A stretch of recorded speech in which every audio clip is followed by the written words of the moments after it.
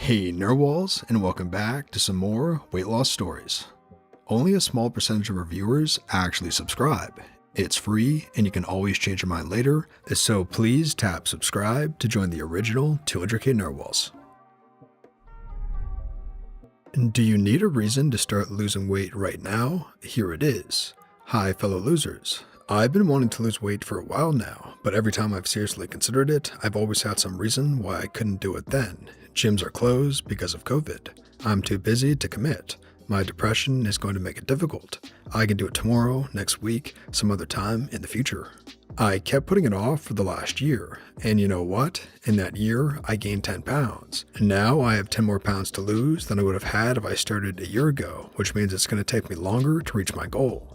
The longer that you put it off, the more ground you're going to have to cover for you to reach your goal. You're going to wish that you had started sooner. Stop putting it off. Start right now. Not later tonight, not tomorrow, not next week, now. Don't be a procrastinator like I was. You will thank yourself when you start seeing results. I like how you motivated people with this post. That's great, but a gentle reminder, if you're battling mental or emotional difficulties, solving those first can be a valid priority, as long as you actually do take a step to resolve that issue. Treating your depression might lead to being able to go on the journey a lot smoother and easier too. The longer you put it off, more ground you're going to have to cover for you to reach your goal. If I had followed my intuition way back in 2015, early 2016, I would have only had 20 to 25 pounds to lose instead of 100 and save myself 4 years of a toxic relationship. Never again. Listen to your intuition. Just do it, even though it sucks and it's inconvenient.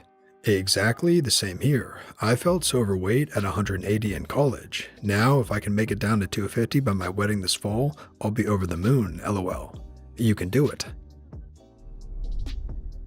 Changing is hard. Staying the same is hard. You get to pick which hard you deal with. I love thinking about past me versus future me. June is going to happen no matter what. Would I rather be happy with past me or angry with past me? All the single small bites and decisions to move will make future me. Hoping to hit 154 pounds in June. Let's do this. The other day I saw a photo of me with 84 kilos and I felt fat and ugly in that time. I was going to the gym and eating healthy, but I felt sad because I couldn't lose and I gave up. Now, almost 2 years later, I'm not doing anything, eating too much for anxiety, and I have 10 kilos gained. I regret giving up 2 years ago, and I miss to have that 84 kilos and not 94. Don't give up. You don't know what you are capable of, but you can. The years pass more and more, and your body someday will not respond in the same way. Sorry if my English isn't perfect, I'm a Spanish native. Your goal doesn't even have to be weight loss. It can simply be, how many calories do I need to eat to maintain a healthy weight? So the goal turns from losing weight to not overeating, because that's how you gain weight, by overeating. So when you tackle the problem from the opposite direction, it becomes less overwhelming. This is how I have set my calories for now until I stop losing and have to cut back some more. The number of calories that I should eat to maintain my goal weight. Learning how to eat / move for the rest of your life to not gain it back is the most important thing. I had tried the whole New Year diet thing loads of times and it never stuck. This time, I started Seco and exercise on Wednesday, 19th of February 2020. I can't even remember why it was on that date, but that's the date of my first weigh-in. It's been just over a year and I've lost 46 pounds. Here's one of my favorite quotes, which sort of applies. If you quit now, you'll end up right back to where you first began. And when you first began, you were desperate to be where you are right now. Procrastination is such a killer. I've been putting off losing weight for a very long time. I start and stop and wish that it continued, but never seemed to have time to get back to it. It has been an uphill battle, but I'm determined to get to my goal of losing 1 stone, 6.4 kilo, in the next 6 months. I have tried to go to the gym and it's been difficult even before the lockdown. What I have found is having someone else to be accountable has helped me on my journey and not backing down no matter what. I'm so glad I started right before COVID kicked off, because if I hadn't been intentionally losing weight, I would have definitely put on COVID weight from being at home, bored, and close to food. Start now, even if you start small. If you have a caloric deficit, you will lose weight. You don't have to start all the right things at once. Just start somewhere. Calorie counting, intermittent fasting, more walks, more water, etc. Slow weight loss. Hey, so I'm 35 female, weighed over 270 pounds. I lost weight before I weighed myself on this journey, and I'm 45 pounds down. I started in Jan 2019. I just want to kindly remind others, like I basically had to tell myself all the time, that slow weight loss is actually very, very good for you. If you lose weight fast, good for you, but this post isn't for you. Through my experience, which is all personal, aka get the doctor if you have a medical condition or really specific questions, I found that I made some meaningful changes. 1. I unlearned bad habits. So for me, I had to learn to do things a better way. For example, I used to eat drive-through probably 80% of my lunches. I thought I didn't have the time. Well, I learned how to overcome that defeatist attitude. I learned how to meal prep. I learned that it doesn't have to be anything like what a YouTuber does. Seriously, I'm the laziest. It takes time to unlearn a bad habit and to learn a new habit. This is how weight loss becomes sustainable. And 2, I found a way to be more inclusive in my diet. Diet to me is what you eat, not what I don't, and thus are more successful in the long run. For me, when I was trying to lose weight quickly, there was no drinking, no sweets. It was chicken, rice, and broccoli. Ugh, why? I eat cookies. I drink, not very much, but I do on special occasions, and not in excess. I have chocolate probably once every day. I just maybe have a few bacon chips on rice cake with some whipped topping. I've just found a manageable way to include it that works for my goals. 3. When I started incorporating activity, I found something I loved. I do cardio twice a week, and weightlifting, my personal record for deadlift is 250 pounds. I used to think that exercise was just a way to lose weight, but actually I love it. Once I realized that this was a part of my life forever, I realized I needed to find things I actually liked doing and could do forever. So I started C25K and then weightlifting, had a terrible ankle injury, and then I got into cycling and the elliptical, and then I went for a hike in 20-degree Fahrenheit weather just yesterday. I know I could lose weight faster if I only did hard cardio, but that ain't for me. I will just quit.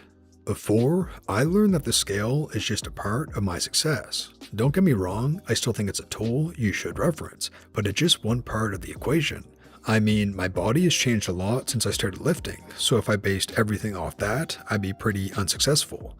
I do think my weight loss has slowed down and even stopped at points due to weightlifting, but I just find myself liking the changes I'm still seeing at this point. I can always change what I want. There is no sign that states no changes beyond this point in my thinking process.